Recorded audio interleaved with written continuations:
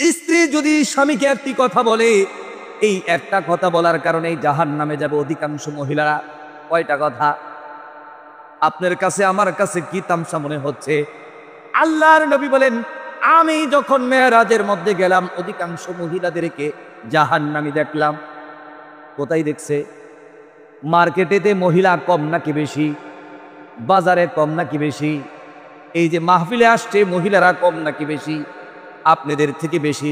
যদি মহিলা প্যান্ডেল থাকে তাহলে দেখবেন ওখানে মহিলারা বেশি। এই যে মাহফিল গুলো হয়, এই যে মাহফিলের যেখানে কাপড় বেছে, জামা বেছে, পেঁয়াজও বেছে, জিলাপি বেছে, দেখবেন সেকালেও মহিলার সংখ্যা কম নাকি বেশি? জাহান্নামেও মহিলাদের সংখ্যা বেশি। আল্লাহর নবী বললেন, ফাইন্নি উরিতুকুন্না আকসারু আহলিন নার। আমাকে জাহান্নাম দেখানো হলো। আমি জিব্রাইলকে বললাম, ও গো জিব্রাইল, মহিলারা কি অপরাধ করেছে, কি অপরাধের কারণে তারা জাহান্নামে এসেছে? অধিকাংশ মহিলারা জাহান্নামে। জিব্রাইল ডাক দিয়ে বলেন, ও গো রাহমাতুল লিল আলামিন নবী, এরা দুনিয়াতে কুফরি করে। কি করে? রাসূল বললেন, এরা বুঝি আল্লাহর সাথে কুফরি করে? জিব্রাইল বললেন, না গো নবী, এরা আল্লাহর সাথে কুফরি করে না, এরা স্বামীর নাশুকরিয়া করে। যদি কোনো স্বামী তার স্ত্রীকে 30 বছরের লিপস্টিক আর আইব্রো কিনে দেয়, প্রত্যেক দিন সকালবেলা যদি স্ত্রীর কপালের মধ্যে চুমু দিয়া ঘর থেকে বের হয়ে যায়, রাত্রে যদি গোলাপ ফুল আর বাদাম নিয়ে আসে, এরপরে একদিন যদি রুটিনের মধ্যে বিচ্ছেদ ঘটে, তাহলে বলবো তোমার থাইকা জীবনে কোনোদিন ভালো ব্যবহার পায় না।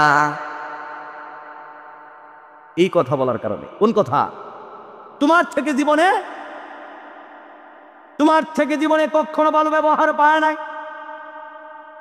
আপনার স্ত্রী আপনাকে বলছে, চাল নাই, ডাল নাই, মুরগি নাই, তেল নাই, বাচ্চার প্যাম্পাস নাই, আদা নাই, মরিচ নাই, জিরা নাই, কারেন্ট বিল দেওয়ার বাকি আছে, এই লাগবে সেই লাগবে, আগদম বাগদম গোড়ার ডিম লাগবে।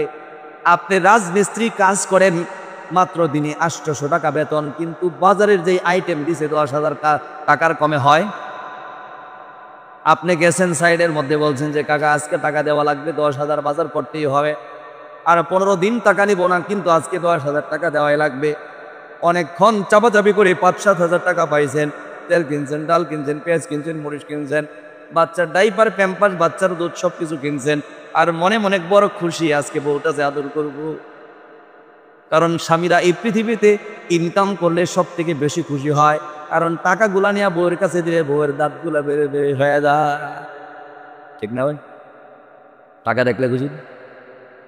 স্বামী বাজার করে আনছে ভ্যান দিয়া, ভ্যান থেকে এখন চাউলের বস্তা নামাইতেছে, ডাউল নামাইতেছে, তেল নামাইতেছে, জিরা নামাইতেছে, সবকিছু নামাইতেছে। যত নামাইতেছে বউয়ের গাল তত ফুলতেছে, ফুলতে ফুলতে একবারে বেলুনের মতো ফুলছে। জামাই বিদেশে, পাগলি এত বাজার করলাম তো তোমার গাল যে ফুলছে, তোমার যে পান আনতে গেছিলাম, পান তো